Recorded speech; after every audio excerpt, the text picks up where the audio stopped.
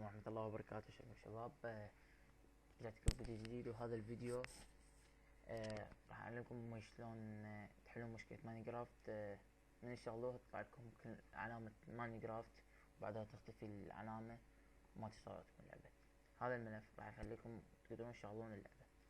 فقط تجون على الرابط راح احط لكم اسفل الفيديو، تضغطون خط الاعلانات راح ينزل عندكم جوه. انا حلقي لان نزل من قبل. هسه نجي هنا على الكمبيوتر، نضغط شعار ويندوز، قائمة ابدأ وحرف ار حيطلع لكم. تكتبون ابديت، احط لكم الكلمة اسفل الفيديو موافق. من بعدها تجي تمسح هذا الملف لان هو هذا اصلا مو شغال، تحذفه لحد ما يحذف الملف.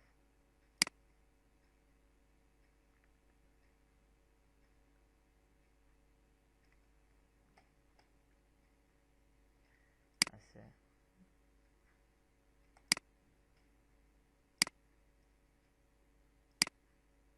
حذف الملف عندنا.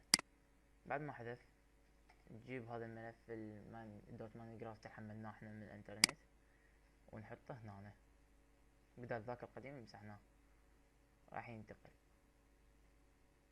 انا حقطع التصوير لحد ما يكمل.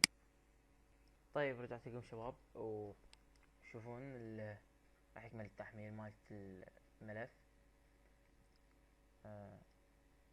كمل التحميل مالته، وهسه راح تشتغل عندكم ماينكرافت فعالة 100.